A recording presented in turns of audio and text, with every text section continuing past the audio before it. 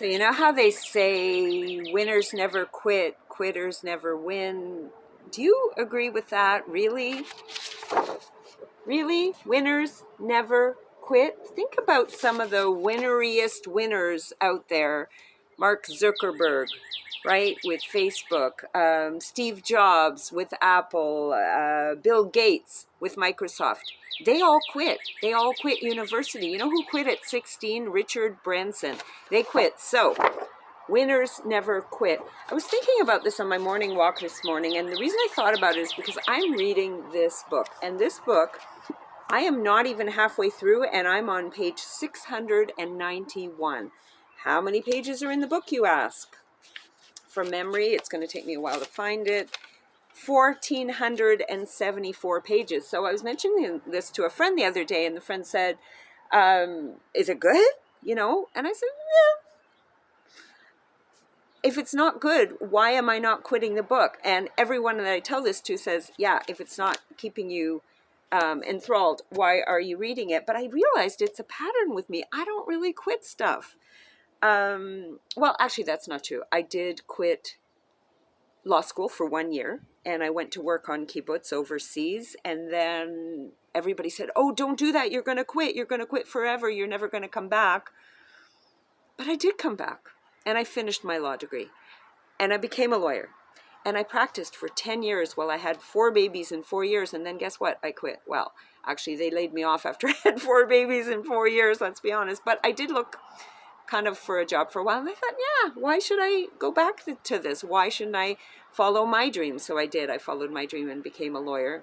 No, that was my first dream. I followed my dream and became a singer, actress, comedian, and then I became a coach. But the question is, when should you decide that enough is enough? Should you be quitting something right now? Should you be quitting your marriage? Should you be quitting your job? Should you be quitting your city? Should you be quitting your country? Should you be quitting that best friend who, let's be honest, is really more of a frenemy? Should you be quitting your diet? Maybe, you know, it's not doing it for you and it's wrecking your life, but you're doing it because you said you're going to do it, right? Should you be quitting that commitment that you made? Should you be quitting YouTube, right? Maybe it's not working. I'm not quitting yet, just started. But when do you know if it's time to quit? If you're overworking, is it time to quit? So I just wanted to put that to you today as something to think about, because I don't think this is true. I don't think it's true that winners never quit.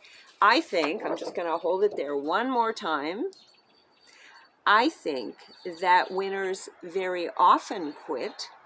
You just got to figure out which are the quittery things and which are the non-quittery things. Which should you keep on going because you know in the end they're going to work out and they're going to pay off for you and it's just hard?